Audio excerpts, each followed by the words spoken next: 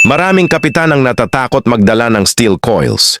Hindi ba nila napapansin na ang steel coils ay kadalasang nagdadala ng ilang beses na mas mataas na freight revenue kaysa sa ordinaryong bulk cargo?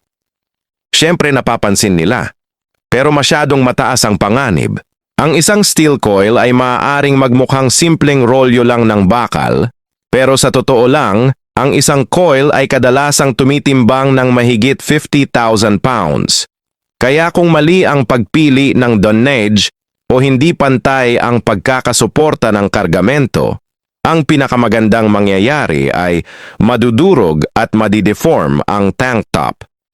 Ang pinakamasamang mangyayari naman ay magkakaroon ng butas at magsisimulang pasukin ng tubig.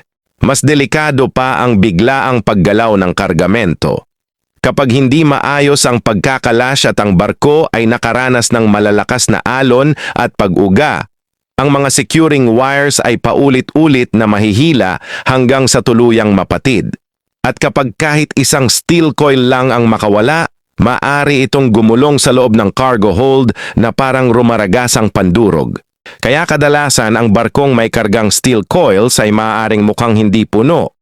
Pero sa totoo lang ay nasa limitasyon na ito. Kahit ang pagdagdag ng kaunting langis ay maaaring sapat para lumubog ito. Kaya sabihin mo na nga, delikado ba o hindi? At maniniwala ka ba dito? Itong hawak nilang torch, kayang hiwain ang 5 foot na makapal na solidong bakal na parang wala lang. Ang tawag dito ay oxyacetylene cutting torch. Kahit mukha itong brutal, simple lang talaga ang setup. Sobrang simple na kaya mo pang ang gumawa ng sarili mo kung gugustuhin mo. Yung tubo na naglalabas ng apoy ang tawag ay cutting torch.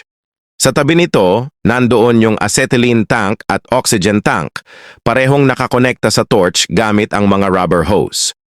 Kapag pinaghalo at sinindihan ang dalawang gas, agad na lumalabas ang apoy sa dulo ng torch na umaabot sa 5,400 degrees Fahrenheit. Sa init na yan, hindi lang natutunaw ang metal. Kahit diamonds, walang laban. Kaya kailangan naka-full protective gear ang mga workers. Pero ito ang part na hindi alam ng karamihan.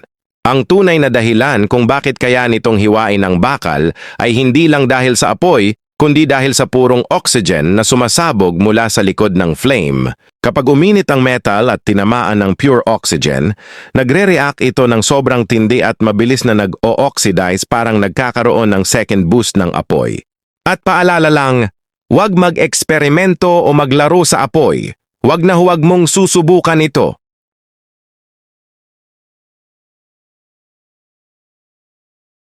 Naisip mo na ba kung bakit itong lalaki ay nagtatabing ng mga asul na guhit sa isang bakod na kawad?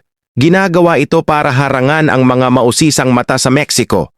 Gumagamit ang mga tao ng espesyal na PVC tape na swak sa mga puwang ng metal na bakod.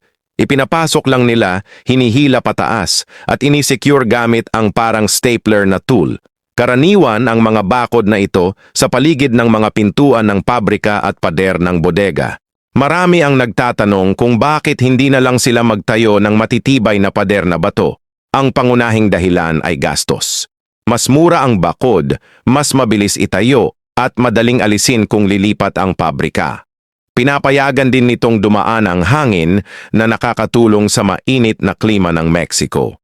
Ang downside lang ay mahina ang seguridad.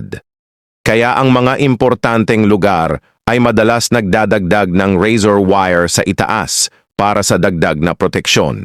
Baka isipin mo na ang mga taong ito ay nagtatayo ng bahay gamit ang putik, pero mali ka. Ito ay mula sa mga tao sa Sheepdunk Mountain sa China.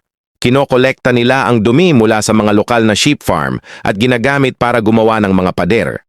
Ang mga pader na ito ay tinatakpan ng papel para proteksyon sa lamig tuwing tag-araw.